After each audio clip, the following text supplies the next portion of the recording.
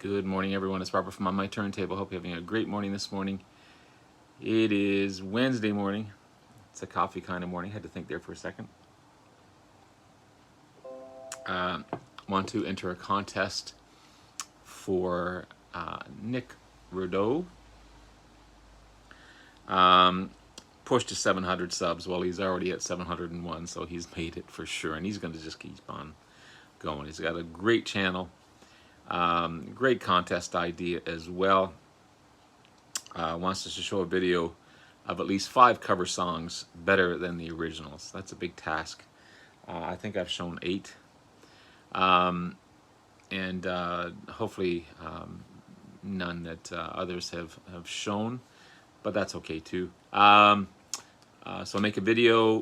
The deadline's October 17th. The prize is a mystery record from Nick's collection, which is cool. Obviously, be a subscriber to his contest or in his channel. Let Nick know that you've submitted a video, so he can enter you, obviously, and go from there. So let's get started. Before I get into it, though, please hit the like and subscribe button below. Thank you to all that have liked and subscribed so far. I greatly appreciate it. I want to continue to put great content out there to be informative and to show you guys some great bands and artists that I have in my collections. Because of you guys, your likes, your subscriptions, your wonderful, wonderful comments that keep me going, keep me motivated to do this kind of thing, and I greatly appreciate it. Thank you so much. So, right off the bat, had to show the Beatles. From their first album, UK pressing. This is Twist and Shout.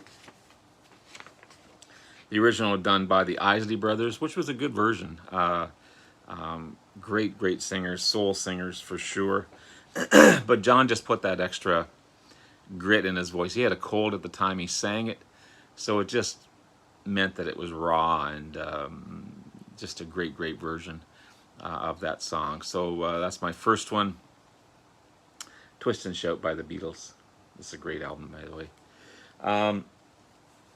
Next is off of one, Dazed and Confused, originally written by Jack Holmes in 1967.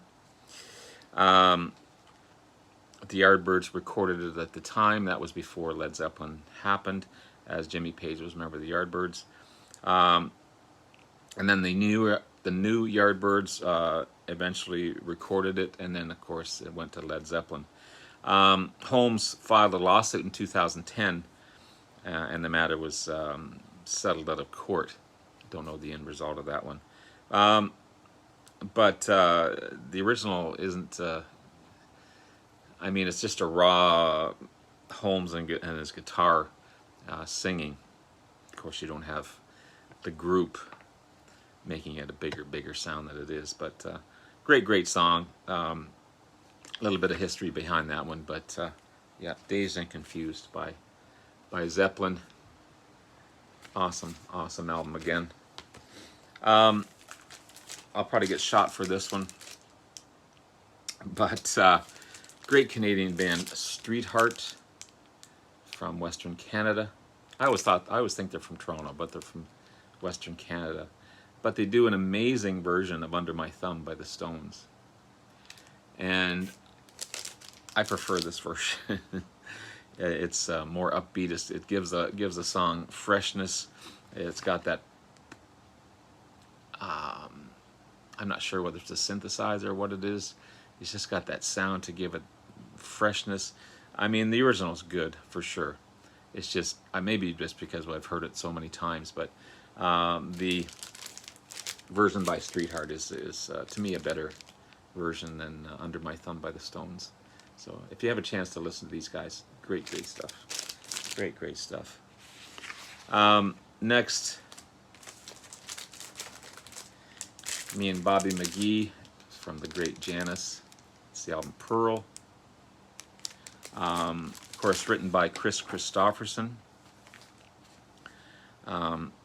Christopherson's version is more of a country song with his singing style. He doesn't have great lyricist, but he doesn't have the great vocal range that most do. but a classic song all around. But Janis put her spin on it, used her vocal range to just make a classic song, and it's a staple of classic rock radio for sure. So Me and Bobby McGee from Janis, from a great album, Pearl.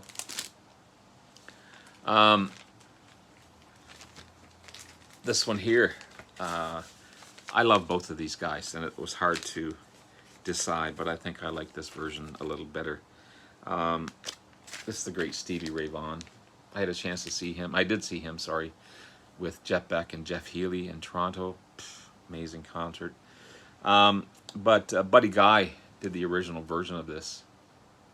Early 60s sound.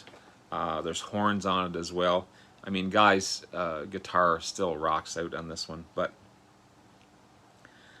Stevie Ray took it, harder riffs, bigger guitar riffs, and just sped it up a little bit and made it his own. But great song, Mary Had a Little Lamb. So again, I tossed my coin between Buddy Guy and Stevie Ray, but because they're best of friends, they were best of friends as well. But I'd have to go with Stevie over this one, from a great debut album. Great debut album. Then we have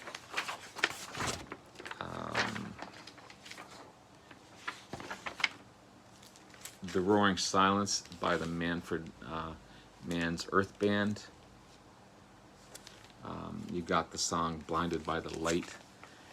Fantastic version of this one over Bruce Springsteen's little more raw version. More of a storytelling type of song. Manfred Mann put their spin on it, made it a classic rock staple.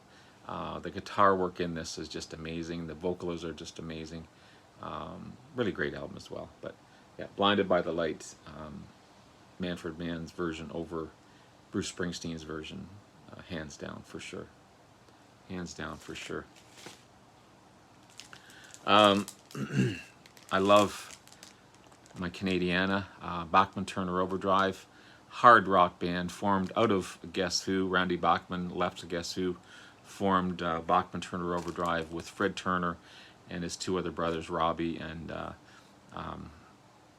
I can't remember his brother's name right at the moment. It would have later turned into Garth Hudson, not Garth Hudson.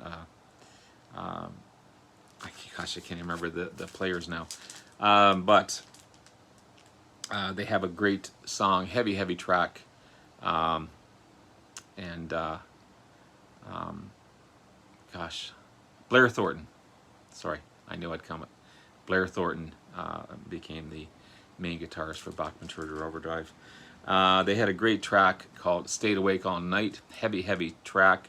Fred Turner's growls. While Crocus does an amazing version of it, turned it into an arena rock sound. There it is there. Written by Randy Bachman. What a great song, great album. These guys just rock.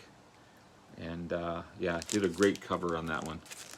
So I prefer this one. Fred Turner's vocals are fantastic. It's a heavy track for Bachman, but this just makes it more of a bigger arena rock type of sound for sure. Good stuff. And finally, Eric Clapton and Cocaine. J.J. Cale did the original version of this one. Great version of the song.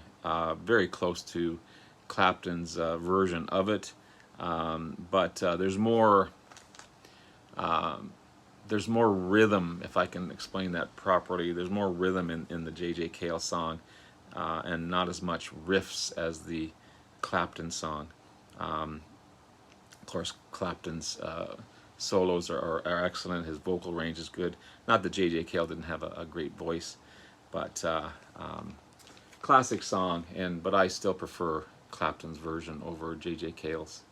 So there you have it, guys. There's 8 entries for, or 8 selections, sorry, for Nick Rudow's push to 700 subs. He's already there, but please, I'll go over to Nick's channel, support him, sub him up, leave great comments. Everyone, get on board, leave great comments with everyone. Be supportive of everyone, and I'll be putting the link to his channel below, and be sure to check it out, and let's everyone enter the contest. Good luck to everyone. Love you all. Take care. Bye now.